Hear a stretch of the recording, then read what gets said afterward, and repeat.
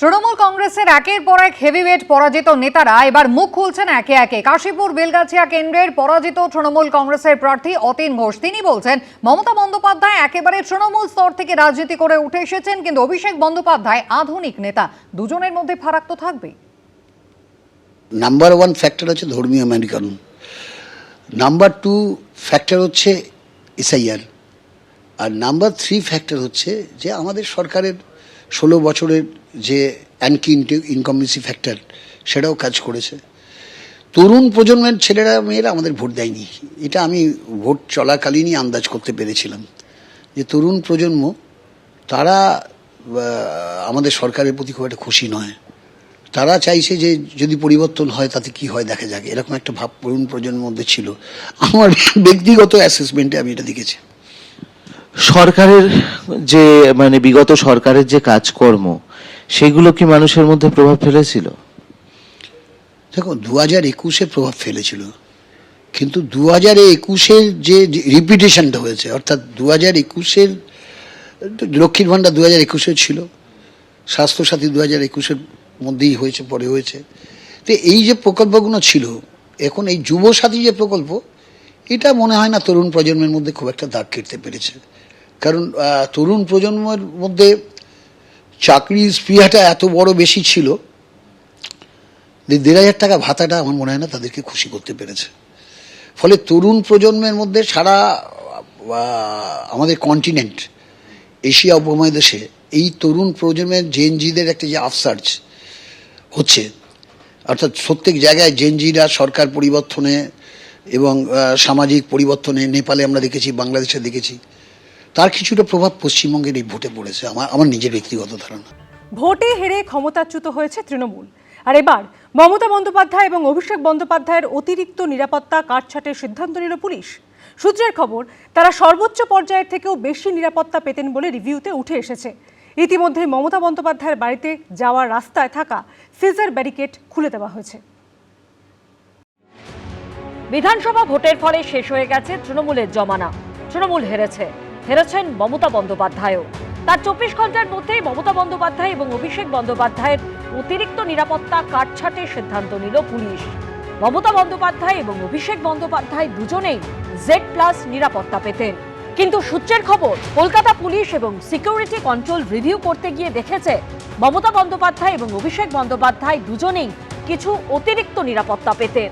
মমতা বন্দ্যোপাধ্যায়ের বাড়ির এলাকা হরিশ চ্যাটার্জি স্ট্রিট, অভিষেক বন্দ্যোপাধ্যায়ের বাড়ির এলাকা কালীঘাট রোড, এবং অভিষেক বন্দ্যোপাধ্যায়ের অফিস যেখানে, সেই ক্যামাক স্ট্রিটে এই অতিরিক্ত নিরাপত্তা ছিল। সূত্রের খবর, রিভিউ করতে গিয়ে দেখা গেছে এই পর্যায়ে নিরাপত্তা তাদের পাওয়ার কথা নয়। সর্বোচ্চ পর্যায়ের নিরাপত্তার থেকেও অতিরিক্ত কিছু নিরাপত্তা ছিল তাদের জন্য। এরপরই অতিরিক্ত নিরাপত্তা প্রত্যাহারের সিদ্ধান্ত নেওয়া হয়েছে। হরিশ চ্যাটার্জি স্ট্রিটে মমতা বন্দ্যোপাধ্যায়ের বাড়ি, কালীঘাট রোডে অভিষেক বন্দ্যোপাধ্যায়ের বাড়ি এবং ক্যামাক স্ট্রিটে অভিষেক বন্দ্যোপাধ্যায়ের অফিস চত্বরে থাকা অতিরিক্ত নিরাপত্তাও তুলে নেওয়ার সিদ্ধান্ত হয়েছে। সোমবার বিধানসভা ভোটের ফল ঘোষণার পর মঙ্গলবারই মমতা বন্দ্যোপাধ্যায়ের বাড়ি যাওয়ার রাস্তায় থাকা সিজার ব্যারিকেড খুলে দেওয়া হয়েছে। যে জায়গায় দাঁড়িয়ে রয়েছে জায়গাটির নাম হচ্ছে হরিশ চ্যাটার্জি স্ট্রিট, এবং সেই হরিশ চ্যাটার্জি স্ট্রিটে এই রাস্তা, যেটা সামনে গেলে 30 বি হরিশ চ্যাটার্জি স্ট্রিট, মমতা বন্দ্যোপাধ্যায়ের বাড়ি। মমতা বন্দ্যোপাধ্যায়ের বাড়ির সামনে এরকম কিন্তু ব্যারিকেড একেবারে লাগানো থাকতো, যেটা হচ্ছে সিজার ব্যারিকেড। সেই ব্যারিকেড ইতিমধ্যেই কিন্তু সরিয়ে দেওয়ার নির্দেশ দেওয়া হয়েছে, এবং সেই মতো সেই ব্যারিকেড খুলে দেওয়া হয়েছে। এই যে রাস্তা রয়েছে, এই রাস্তা সম্পূর্ণভাবে একেবারে এই ব্যারিকেড দিয়ে বন্ধ থাকতো। কেউ যাতায়াত করতে গেলে এখানে কিন্তু চেকিং করা হতো, তার পরবর্তীকালে তারা এখান থেকে যাতায়াত করতে পারত। এবং ইতিমধ্যেই সিদ্ধান্ত যেটা হয়েছে, এবং কি লালবাইয়ের তরফ থেকে বলা হচ্ছে, যে নিরাপত্তা পায় তার থেকে অতিরিক্ত নিরাপত্তা যেহেতু দেওয়া রয়েছে, তার জন্য সেই অতিরিক্ত নিরাপত্তা বাহিনী সেটা সরিয়ে নেওয়া হয়েছে।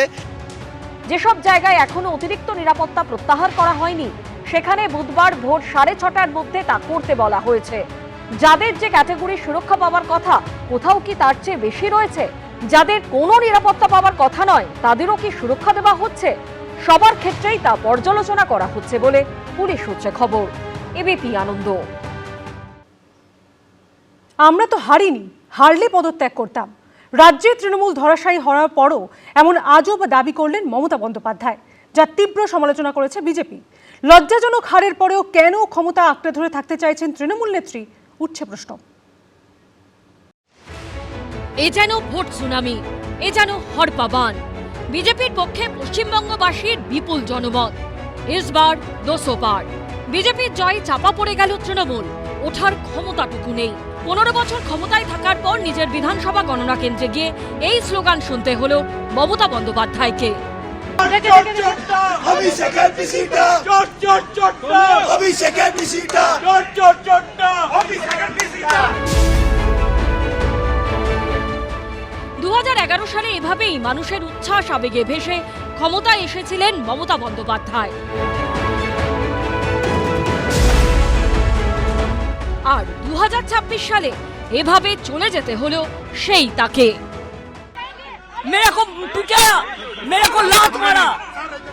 মঙ্গলবার আজব দাবি করলেন তিনি।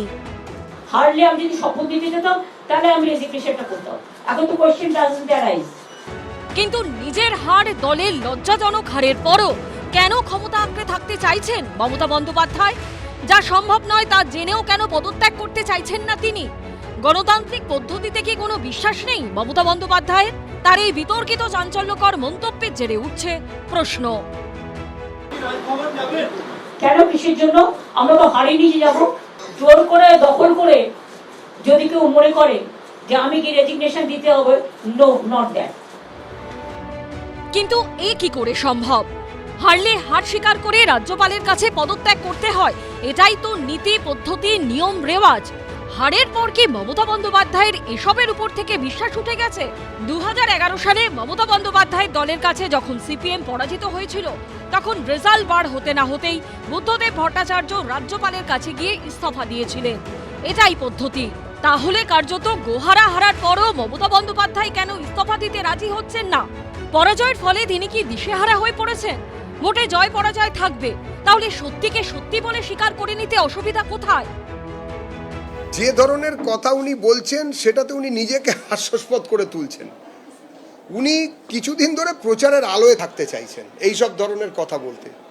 এইসব জোকারির কোনো উত্তর ভারতীয় জনতা পার্টি বা সংবিধানে বিশ্বাস করা কোনো রাজনৈতিক দল দিতে পারে বলে আমার মনে হয় না। 7ই মে বৃহস্পতিবার শেষ হবে চলতি রাজ্য সরকারের মেয়াদ। কিন্তু মমতা বন্দ্যোপাধ্যায় কি করবেন? ভোটের ফলাফল বেরোনোর পরও তার মন্তব্যে বিতর্ক থামছে না। আশাবুল হোসেন, দীপক ঘোষ ও শিবাশিস মৌলিকের রিপোর্ট, এবিপি আনন্দ। এবিপি আনন্দ, এগিয়ে থাকে, এগিয়ে রাখে।